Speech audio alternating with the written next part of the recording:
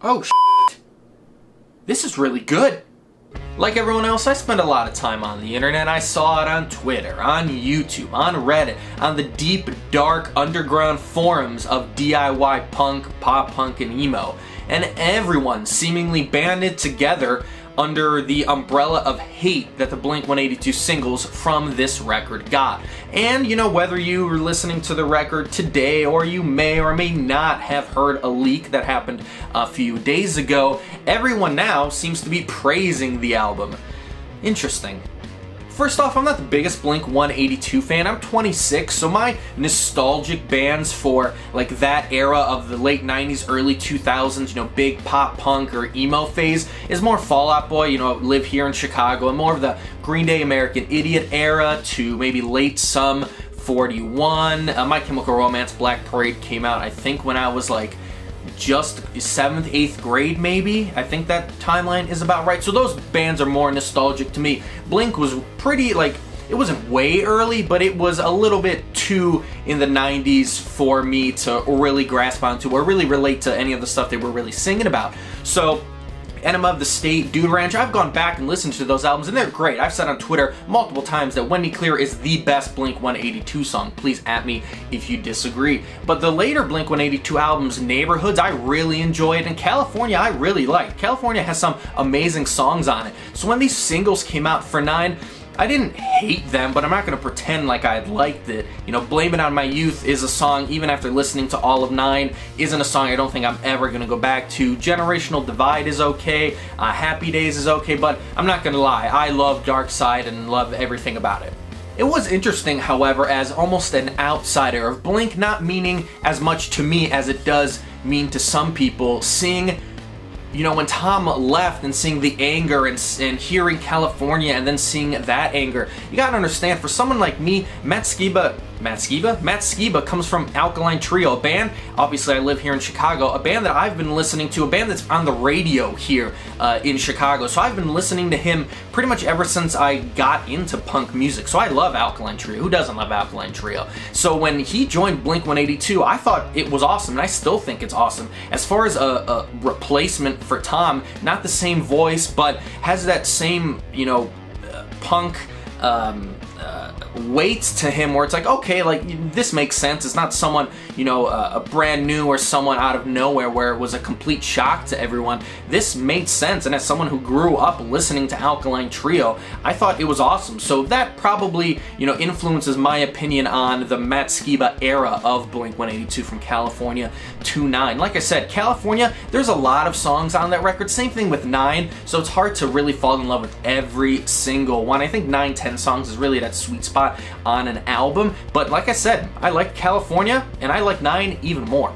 Speaking of Matt Skiba, I think his songs, or his verses, his parts, let's just really get it simple, his parts on 9 are the best parts on this record. The thing that really defines this record is sweeping huge choruses, especially near the end of the album on songs like Pin the Grenade or Runaway. Songs like those, Black Rain, really anthemic, almost sounding like they're taking that anthemic sound that we've talked about here from bands like the Menzingers, or even bands like Elway, that real Midwestern punk sound, considering Matt Skiba is an Alkaline Trio band from Chicago. It all kind of does wrap nice into a nice little bow here, but this really anthemic sound that you can argue Blink had in their past on, you know, got songs like I Miss You and All the Small Things. That's true, that does hold, and I can agree with that sentiment as well, but if you listen to songs on this album, they really are far departure from, I think, that style of Blink, that more poppy style of Blink. If anything, everyone loves throwing around the word emo nowadays. I'd argue that this record, 9, is Blink's most emo album since maybe the self-titled. My favorite song on the album is No Heart to Speak Of. It takes that anthemic chorus that memorable, catchy chorus on that song to a whole nother level. I think the band's gonna play this song live. It's gonna be one of the non-singles that this band is gonna play live, and it's gonna really define Matt Skiba's and this era of Blink-182. My favorite song on the album, a song that instantly jumped out at me the first time I was listening to this record. So if you're gonna show one song maybe that's not a single, Darkseid is a good representation of this album. I do have to agree with that being a single, but if you're gonna show a song from this album to one of your jaded, you know, hardcore punk friends that wants nothing to do with Blink because they somehow sold out after Tom left but didn't sell out before that, and not to mention selling out really doesn't really make sense in any aspect of what we're talking about, I would choose No Heart to Speak Of to show somebody as one of the songs off this record. And it's a really good defining song on this record. This song, Darkseid, Black Rain, Runaway, those are some of the highlights on this record.